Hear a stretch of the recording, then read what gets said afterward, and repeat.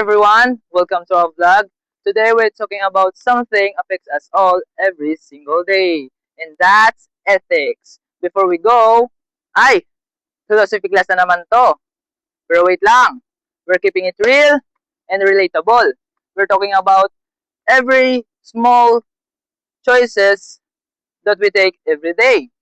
That shows who we are. And I'm Ralph Tulusada. Let's get into it. Okay, so first, cheating. And I don't mean relationship ha. I mean in school. We've all been there. Deadline in 10 minutes, tapos wala kang sagot, and your seatmate's paper is just right there. Is it really that bad? Here's the thing. Cheating doesn't just break rules. It breaks trust. Trust from yourself that you can actually do the work, and trust from your teachers and classmates. And honestly, the grades you cheat for means nothing compared to the skills you didn't learn. So next time you're tempted, take a deep breath and submit what's yours. Imperfect pero honest, that's still a win. Next up, respect.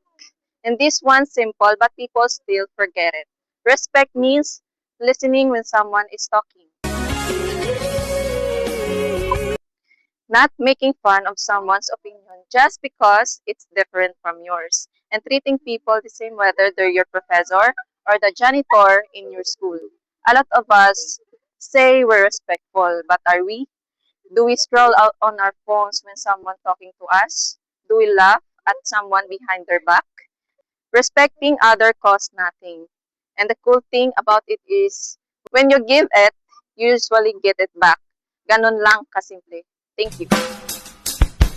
Okay, this one hit close to home. Responsibility, especially the art of making excuse. Hindi ko kasalanan. Hindi ko alam. Sila kasi. Sound familiar, right? Being responsible meaning or owning your action, the good one and the bad one. If you were late, say you were late. If you forget, say you forget. People respect honesty way more than creative excuse. And here's the bigger picture. If we all talk responsibility for all small action, imagine how much better things will be. Less blame, more solution. That's the ethical of move. Last topic, social media. It is this one so relevant right now. Sharing unverified news, not okay. Bashing someone in the comments, not okay. Posting something just to make someone feel bad, not okay. The internet feel anonymous, but your words still affect real people. Before you ask yourself, is this true? Is this kind? Is this necessary?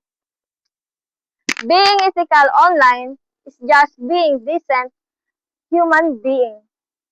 But on screen, and if it's online, millions of people using social media every day, imagine the difference we could all make if we just pause for 1 second before we post. So to wrap it all up, ethic isn't just a subject in school. It's how we treat people, how we own our mistakes, how we show up every day. Don't cheat, not just because it's wrong, but because you're better than that. Respect everyone, it's free naman. Own your action. No more excuses. And please, think before you post. The internet is forever. That's for today's vlog. We hope this gives you something to think about. If you enjoy this, like and subscribe and comment down below which one of these hits you the most. See you next time!